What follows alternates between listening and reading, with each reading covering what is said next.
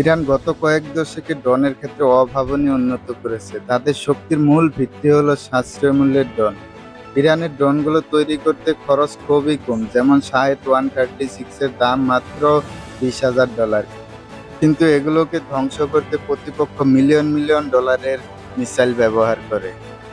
ইরানের অনেক ড্রোন রয়েছে যেগুলো 1000 থেকে 2500 কিলোমিটার পর্যন্ত পাড়ি দিতে সক্ষম। ইরানের কিছু বিখ্যাত ড্রোন হলো যেমন শাহেদ 136। এটি একটি কামিকাজি ও আত্মঘাতী ড্রোন। এটি লক্ষ্যবস্তুতে সরাসরি আছড়ে পড়তে পারে এবং ব্যাপকভাবে ধ্বংসযজ্ঞ চালাতে পারে। এরপরে আসে মুজাহিদ 6। মুজাহিদ 6 একটি নজরদারি ও আক্রমণাত্মক ড্রোন। এটি মিসাইলও বহন করতে পারে। এটি একটানা প্রায় 24 ঘন্টা পর্যন্ত আকাশে উঠতে পারে।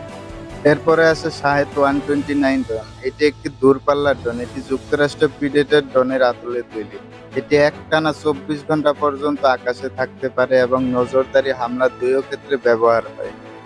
ইরানি ড্রোনগুলো সবথেকে বেশি ব্যবহার করেছে রাশিয়া। ইউক্রেনের বিরুদ্ধে ব্যাপকভাবে ব্যবহার করেছে রাশিয়া এই ড্রোনগুলো এবং ব্যাপক সাফল্যও পেয়েছে।